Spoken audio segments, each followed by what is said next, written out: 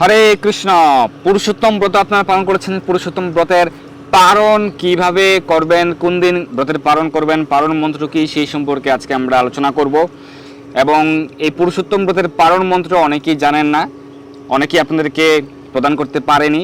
এই পুরুষোত্তম ব্রতের পালন মন্ত্র সেটি আজকে আমরা প্রদান করব। এই পুরুষোত্তম ব্রতের পালনের বিধি, ব্রত সমাপন, ব্রত সমর্পণের বিধি আপনাদেরকে আমরা আজকে প্রদান করব, আলোচনা করব। খুব গুরুত্বপূর্ণ, কবে পুরুষোত্তম ব্রতের পালন বা সমাপন করতে হবে। এই বছরের ক্ষেত্রে 2026 খ্রিস্টাব্দের ক্ষেত্রে বেশিরভাগ ভক্তগণ 15ই জুন 2026 সোমবার পুরুষোত্তম ব্রতের পালন, ব্রতের সমাপন করছেন। কেউ চাইলে 16 তারিখ করতে পারবেন, 14 তারিখ করতে পারবেন। এই সম্পর্কে বাল্মীকি মুনির সিদ্ধান্ত রয়েছে যে নবমীতে, চতুর্দশীতে ব্রতের পালন করা যায়। শিব ঠাকুরের সিদ্ধান্ত হচ্ছে যে অমাবস্যাতে ব্রতের পালন করা যায় বা শুক্ল প্রতিপদেও ব্রতের পালন করা যাবে। কিন্তু এই বছরের ক্ষেত্রে বেশিরভাগ ভক্তগণ 15 তারিখ ব্রতের পালন করছেন। যারা 15 তারিখ সোমবার ব্রতের পালন করতে চান, সেই ক্ষেত্রে সকালে পালন করতে হবে, সকাল 8টা 23 ঘটিকার পূর্বে। ভারতের সময় অনুযায়ী সকাল 8টা 23 ঘটিকার পূর্বেই ব্রতের পালন করতে হবে, সূর্যোদয় থেকে সকাল 8টা 23 ঘটিকার পূর্বে। বাংলাদেশের ক্ষেত্রে সকাল 8টা 53 ঘটিকার পূর্বে। তো ব্রতের পালন কোন দিন করতে হবে সেই সম্পর্কে শিব ঠাকুর যে উল্লেখ করেছেন যে অমাবস্যাতে ব্রতের পালন করা যাবে, সেই শ্লোকটি আমরা শ্রবণ করছি। ততঃ পঞ্চদশ্যাম চ বিপ্রাং সম্পূজ্য ভক্তি তাহা ব্রতস্য সম্প্রভক্ষ্যামি উদ্যাপনম বিধিম পরম। অর্থাৎ ব্রতের যে উদযাপন, ব্রতের যে সমাপন, পঞ্চদশ্যাম চ কৃষ্ণপক্ষের পঞ্চদশ দিবসে। তো কৃষ্ণপক্ষের পঞ্চদশ তিথি কি? অমাবস্যা। তো কৃষ্ণপক্ষের এই অমাবস্যা তিথিতে ব্রতের উদযাপন বা ব্রতের সমাপন, ব্রতের পালন করা যায়। শিব ঠাকুর আরও একটি সিদ্ধান্ত প্রদান করেছেন, সমাপ্তে মণ্ডলে মাসে শুক্লা প্রতিপদী প্রিয়ে স্নাতঃ শুচি প্রকুর্বিত পারণম বিষ্ণু তুষ্টয়ে। যে শুক্লপক্ষের প্রতিপদেও স্নান করে ভগবান শ্রী বিষ্ণু তুষ্টির জন্য, সন্তুষ্টির জন্য ব্রতের পালন করা যেতে পারে। তো শুক্ল প্রতিপদে করা যেতে পারে, তপস্যা একদিন বেশি করলে কোনো সমস্যা নেই, অথবা অমাবস্যায় করা যেতে পারে। তো 15 তারিখ অমাবস্যায় বেশিরভাগ ভক্তগণ পালন করছেন। সেক্ষেত্রে ভারতের সম্বন্ধে সকাল 8টা 23 ঘটিকার মধ্যে, বাংলাদেশের সম্বন্ধে সকাল 8টা 53 ঘটিকার মধ্যে পালন করতে হবে। এখন ব্রতের পালন কিভাবে করতে হবে, এই ব্রতের পালন কোন দিন করতে হবে সেটি থেকে গুরুত্ব হচ্ছে। ব্রতের পালনের ক্ষেত্রে কিছু বিধি রয়েছে, যেমন মালপোয়া দান করা, ব্রতের পালন মন্ত্র। চলুন আমরা শ্রবণ করি। এই দিনে আপনারা প্রাতঃ স্নান করবেন, মঙ্গলারতি করবেন, বেশি বেশি হরিনাম জপ করবেন, ভগবানের সেবা পূজা আদি করবেন, অর্চনা আদি করবেন প্রতিদিনের মতোই। বিশেষভাবে যারা ব্রত পালন করেছেন পরিবারের সকলে মিলে ভগবানের চরণ কমলে তুলসীপত্র এবং পুষ্পাঞ্জলি অর্পণ করবেন। শ্রী শ্রী রাধা মাধবের চরণ কমলে পুষ্পাঞ্জলি, পুষ্পার্ঘ অর্পণ করবেন। উচ্চারণ করবেন, বন্দে নভঘন শ্যামম দ্বিভুজম মুরলীধরম পীতাম্বরধরম দেবম সরাধম পুরুষোত্তমম গোবর্ধনধরম বন্দে গোপালম গোপরূপিণম গোকুল উৎসবম ঈশনম গোবিন্দম গোপিকা প্রিয়ম। আপনি এই মন্ত্র উচ্চারণ করে পুষ্পাঞ্জলি, তুলসীপত্র অর্পণ করবেন। এতানি সচন্দন তুলসীপত্রাণি শ্রীকৃষ্ণায় নিবেদয়ামি নমঃ। এষ সচন্দন গন্ধপুষ্পৈ শ্রীকৃষ্ণায় নিবেদয়ামি নমঃ। এষ সচন্দন গন্ধপুষ্পৈ রাধিকায় নিবেদয়ামি নমঃ। যেহেতু পুরুষোত্তম মাস, ভগবান শ্রী পুরুষোত্তমকে স্মরণ করে আপনি এসা সচন্দন গন্ধপুষ্পৈ শ্রী পুরুষোত্তম দেবায় নিবেদয়ামি নমঃ এভাবে উচ্চারণ করতে পারেন। প্রণাম মন্ত্র রয়েছে, বিশেষ প্রণাম মন্ত্র, নৌমি নব ঘন শ্যামম পিতবাস সমচ্যুতম শ্রীবৎস বসিতরস্কম রাধিকা সহিতম হরিম। আরও দুটি বিশেষ মন্ত্র রয়েছে, সেগুলি আপনার উচ্চারণ করতে পারেন, অথবা সেগুলি উচ্চারণ না করলে সরাসরি ব্রতের সমর্পণ বা ব্রতের পালন মন্ত্র এবং ব্রতফল ভগবানকে সমর্পণ মন্ত্র, ক্ষমা প্রার্থনা মন্ত্র, তিনটি মন্ত্র অবশ্যই উচ্চারণ করবেন। ব্রতের পালন বা ব্রতের সমাপন মন্ত্র, ব্রতফল ভগবানকে সমর্পণ মন্ত্র, আর হচ্ছে ক্ষমা প্রার্থনা মন্ত্র। সেই তিনটি মন্ত্রের পূর্বে আমরা আরও দুটি মন্ত্র রয়েছে, সেগুলি বলছি, যাদের পক্ষে সম্ভব উচ্চারণ করতে পারেন। ওম বিষ্ণুরূপী সহস্রাম শুহু সর্ব পাপ প্রণাশনঃ অপুপন্ন প্রদানেন মম পাপম বিপুহুতু यस्य हस्ते गदाचक्रे गोरुड़ यस्य वाहनम शंखः करतले यस्य सामे विष्णु प्रसीदतु। পুরুষোত্তম বন্দনা মন্ত্র রয়েছে, শ্রী পুরুষোত্তমা গোবিন্দ লক্ষ্মীপতে জগৎপতে অনুগ্রহম কুরু মে দেব অধিক মাসে বিশেষতঃ। এখন ব্রতের সমর্পণ বা ব্রতের পালন মন্ত্র সেটি আপনাকে কেউই প্রদান করেনি। এই ব্রতের সমর্পণ বা ব্রতের পালন মন্ত্র আপনি উচ্চারণ করবেন। তো এখন ব্রতের সমর্পণ বা ব্রতের পালন মন্ত্র সেটি আপনাকে কেউ প্রদান করেনি। খুবই গুরুত্বপূর্ণ শাস্ত্রে উল্লিখিত ব্রতের পালন মন্ত্র, ব্রতের সমর্পণ, ব্রতের সমাপন, উদযাপন মন্ত্র। অনেন পুরুষোত্তম মাস ব্রতেন শ্রীকৃষ্ণঃ সুপ্রীতো সুপ্রসন্ন বরদো ভবতু ইয়ৎকৃতম তু ময়া দেব ব্রতম এতৎ সুদুর্লভম তৎসর্বং ত্বৎ প্রসাদেন সম্পূর্ণম কুরু মাধব। এরপর হচ্ছে ব্রতের যে ফল, ব্রতফল ভগবান শ্রীকৃষ্ণকে সমর্পণ মন্ত্র। ব্রতফল আপনি অন্য কাউকে সমর্পণ করতে পারেন। কায়েন বাচা মনস ইন্দ্রিয়র্বা বুদ্ধি আত্মনা বা প্রকৃতেঃ স্বভাবাৎ করমি ইয়ৎ ইয়ৎ সকলম পরস্মৈ নারায়ণায়েতি সমর্পয়ামি। এরপর ক্ষমা প্রার্থনা মন্ত্র রয়েছে, অপরাধ সহস্রাণি ক্রিয়ন্তে হরণি সম্ময়া দাসোয়ম ইতি মাম মত্বা ক্ষমাস্বা মধুসূদনা। তো এইভাবে ব্রতের পালন, ব্রতফল সমর্পণ এবং ক্ষমা প্রার্থনা মন্ত্র উচ্চারণ করে আপনি ভগবানের চরণ কমলে তুলসীপত্র পুষ্প অর্পণ করে প্রণাম করে মন্ত্র উচ্চারণের মাধ্যমে ব্রত সমাপন আপনি করলেন, ব্রতের পালন করলেন। তো এরপর বিশেষভাবে শুদ্ধ ব্রাহ্মণ বৈষ্ণবকে দান দক্ষিণা করে আপনি শুদ্ধ ব্রাহ্মণ বৈষ্ণবকে ভোজন করিয়ে নিজে ভোজন করবেন। যে যে দ্রব্যগুলি বর্জনীয় ছিল, বিশেষ করে শিম, বরবটি, বেগুন, গাজর, মূলা, সেগুলি দিয়ে অন্ন সবজি রান্না করে, বিশেষভাবে পায়েস রান্না করে, পিঠা রান্না করে ভগবানকে ভোগ নিবেদন করে শুদ্ধ ব্রাহ্মণ বৈষ্ণবকে ভোজন করিয়ে আপনার প্রতিবেশীদেরকে ভোজন করিয়ে আপনি নিজে ভোজন করতে পারেন। সকাল 8:23 মধ্যেই আপনাকে ভোজন করতে হবে, তাই সব কার্যগুলি খুব দ্রুত সম্পন্ন করতে হবে।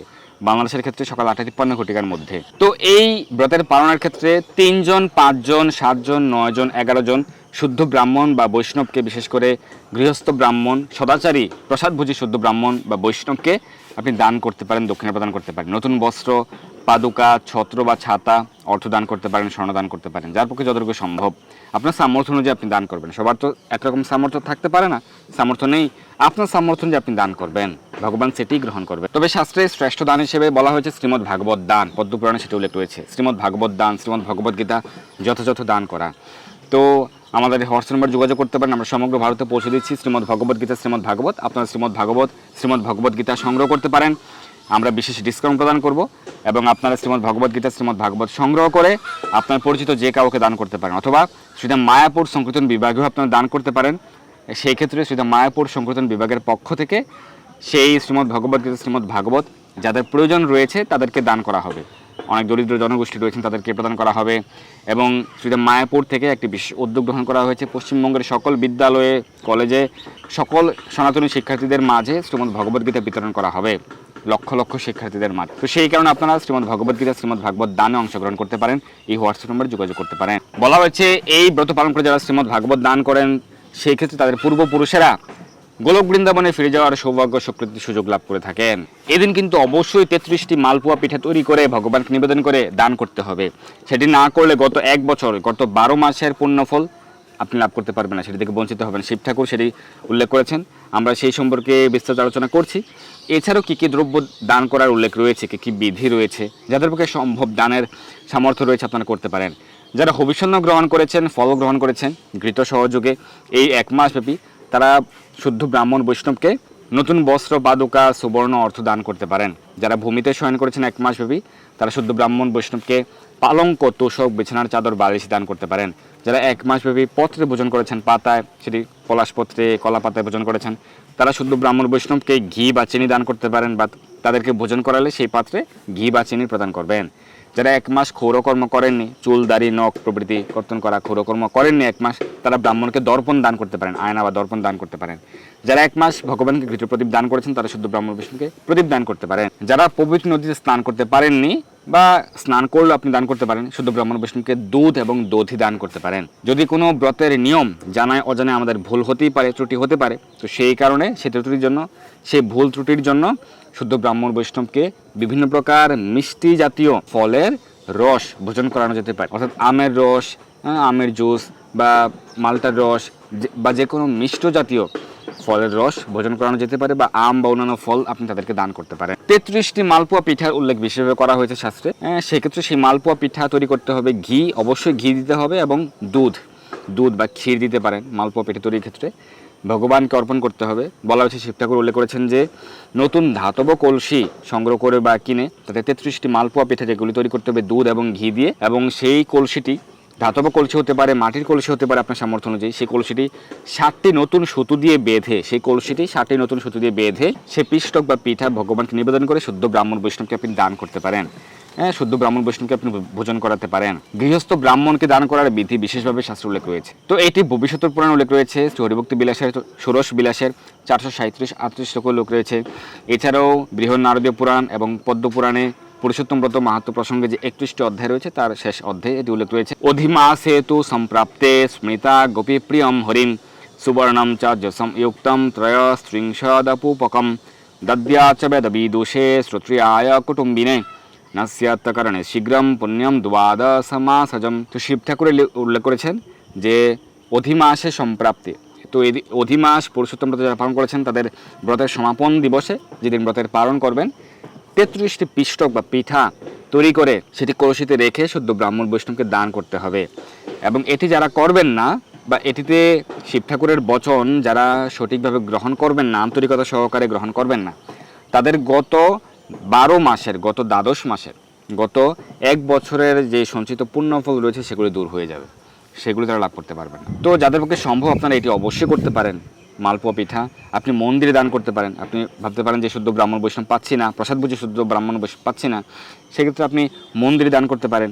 একেবারে না পেলে আপনার প্রতিবেশীদেরকে ভোজন করান, অর্থাৎ আপনার যে সদিচ্ছা রয়েছে সেইভাবে আপনি করুন, ভগবান আপনার ভাব গ্রহণ করবেন। বা কোনো মন্দিরে মন্দিরবাসী, মঠবাসী শুদ্ধ ব্রাহ্মণ বৈষ্ণবকে, যারা প্রসাদ বুঝি শুদ্ধ ব্রাহ্মণ বৈষ্ণব, তাদেরকে আপনি দান করতে পারেন বা এই পিঠার জন্য অর্থায়ন প্রদান করতে পারেন। যদি একেবারেই আপনি অসুস্থ হন, আপনার যদি পিঠা তৈরি করার ক্ষমতা বা সামর্থ্য না থাকে, আপনি প্রবাসে রয়েছেন, সেরকম সুযোগ না থাকে, আপনি সেরকম 33টি পিঠার জন্য অর্থায়ন সমপরিমাণ অর্থ আপনি শুদ্ধ ব্রাহ্মণ বৈষ্ণবকে দান করতে পারেন, মন্দিরে দান করতে পারেন। তো এইভাবে শাস্ত্রে বিশেষভাবে এই পারণ বিধি উল্লেখ রয়েছে। আপনি শুদ্ধ ব্রাহ্মণ বৈষ্ণবকে দান করে তার পূর্বে আপনি ভগবানের চরণ কোনো তুলসীপত্র পুষ্প অর্পণ করে ব্রতের সমর্পণ করবেন, শুদ্ধ ব্রাহ্মণ বৈষ্ণবকে দান করবেন, ভগবানের ভক্তি মদন আদি করে সকাল 8টা 30 ঘটিকার মধ্যেই নিজে অন্ন প্রসাদ গ্রহণ করে ব্রতের পালন করবেন। তবে অতিরিক্ত তেল মশলাযুক্ত দ্রব্য প্রথমেই গ্রহণ করবেন না, তাহলে পেটের কোনো প্রকার গোলযোগ সমস্যা হতে পারে। সকলের তো একরকম পরিপাক ক্রিয়ার সামর্থ্য থাকে না, আপনার শারীরিক সামর্থ্য অনুযায়ী আপনি গ্রহণ করবেন। তো এই পুরুষোত্তম ব্রত, অধিক মাস ব্রত যারা পালন করেছেন, ব্রতের পালন কীভাবে করবেন সেই সম্পর্কে আমরা আলোচনা করলাম। এবং অবশ্যই দীপদান করতে পারবেন, এই দিনও দীপদান করতে পারবেন যেদিন পালন করবেন। সকলের জয় হোক, যারা পুরুষোত্তম ব্রত পালন করেছেন সকল ভক্তবৃন্দের জয় হোক। ধন্যবাদ সবাইকে। হরে কৃষ্ণ।